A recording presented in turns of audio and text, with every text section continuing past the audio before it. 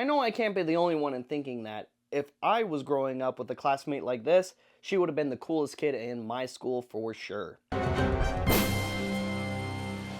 Hello there, Star Wars fans, and welcome back to another RebelScum.com video review, sponsored by our good friends over at BigBadToyStore.com, who sent us KB from the Skeleton Crew. And here she is in the packaging, and she looks really great. We have KB right here. She comes with a backpack because she also gets spirited away on this adventure in a galaxy far, far away.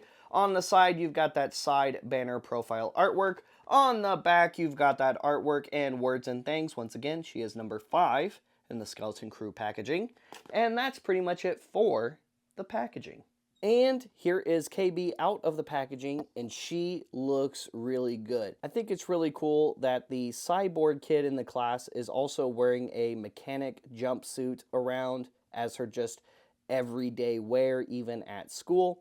And you've got some really cool details on that, like this patch right here and here. Her head sculpt has a lot of awesome details with her implants and her visor, although if you peek under the visor, you can kind of move it up a little bit. That's horrifying. She has no eyes. They did not paint her eyes under the visor. Now, it's not like they, I guess, intended for this to be articulated, as you can see. And with her relatively low accessory count, at least in comparison to Neil so far, because he's the only other kid we've reviewed, she only comes with her backpack, which looks awesome.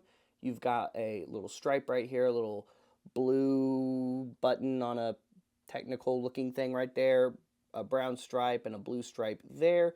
The pocket here on the back doesn't open, but you do have a pocket here on the side for her lightsaber hilt, flashlight, which looks really cool. It's red, it's got some yellow buttons, a white button on there. There's, I assume, the emitter. Don't look directly into it. It will hurt when you shine it in your eyes.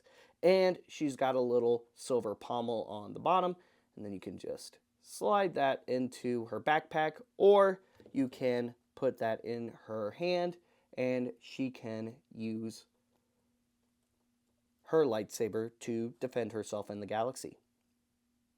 Okay, it's just play pretend. But we all used flashlights as a kid, or mag lights as a kid, and pretended they were lightsabers. Now, since we've addressed that her accessory count is lower, at least by comparison to Neil, who, again, had the walkie-talkie, the binoculars, and his lightsaber that's removable from his removable backpack. I feel like it would have been cool if they made it to where her little accessories came off of her belt as well, or even give her some tools. Yeah, we didn't really see her using a ton of different classic Star Wars tools, but give her some little Star Wars tools from some other Black Series releases, like the little taser that came with Baze and Rose, or like this little hammer, or this little wrench that came with Tech, or even the little welding torch that came with Hoth Leia.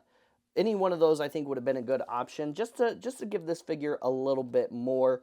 Or another cool thing they could have done would have been to include a swappable head for KB where her visor is up and she actually has painted eyes instead of, again, I'm going to make you guys see it because I had to see it, these horrifying unpainted eyes. Now, she is fully articulated. Head is on a ball joint. Neck is also on a ball joint in the torso there. Fully articulated shoulders in and out. Doesn't look like she's got butterfly joints. Waist, hips, thigh, single jointed knees. Nothing at the top of the boot and ankle joints. She's got some cool little technical gadgets and gizmos on her belt. It'd be cool if those accessories were removable because, again, she doesn't really have a whole lot of accessories. You can, of course, also put her backpack on. It's really easy. We're going to start by taking her flashlight out and putting that in the pocket over here. And then we're going to just bring her arms back,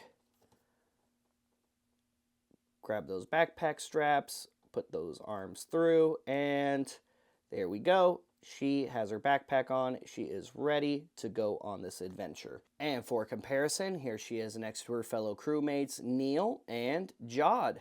So you can see them side by side. And as we review each of these figures, we will continually build the crew out, showing them off together, with the last one being SM33, since His figure has only been pipelined so far and hasn't actually been released. He will be the last remaining crew member of the Onyx Sender, at least in 6-inch scale, as we still don't have him announced for VC yet, which hopefully that'll be coming soon. She may not come with a ton of accessories, but this figure had a lot of awesome detail and looks great based off of her appearance from Skeleton Crew.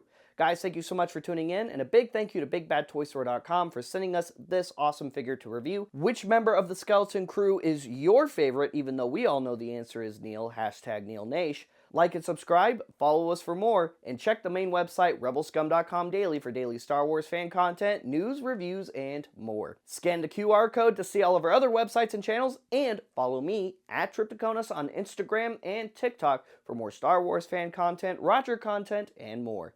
We'll see you guys later, we'll see you another time, and may the Force be with all of you, you Rebel Scum.